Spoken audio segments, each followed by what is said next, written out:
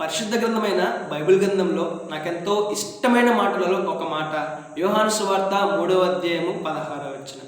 అక్కడ ఈ మాట ఉంటుంది: దేవుడు లోకమును ఎంతో ప్రేమించెను కాగా తన అద్వితీయ కుమారునిగా పుట్టిన వాని యందు విశ్వాసముంచు ప్రతి వాడును నశింపక నిత్య జీవం పొందినట్లు ఆయనను అనుగ్రహించెను.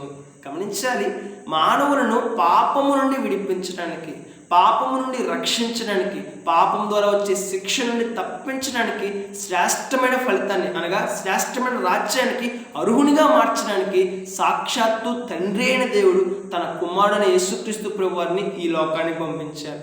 మానవుల కొరకు, మానవ రక్షణ కొరకు, మానవుని నిత్య జీవానికి వారసునిగా మార్చడానికి ఆయన తన కుమారుని ఈ లోకానికి పంపించాడు. ఎంత గొప్ప ప్రేమ, ఎంత గొప్ప కనికరం, ఎంత గొప్ప మనస్సు!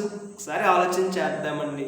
యేసుక్రీస్తు ప్రభువారు ఈ భూమి మీదకి రావడానికి ముఖ్యమైన కారణం మానవుణ్ణి పరిశుద్ధునిగా మార్చడానికి, మానవుణ్ణి శ్రేష్టమైన పరలోక రాజ్యానికి వారసునిగా చేయడానికి, మానవుణ్ణి శ్రేష్టమైన పరలోక రాజ్యాన్ని చేర్చడానికి ఆయన ఈ లోకానికి వచ్చాడు.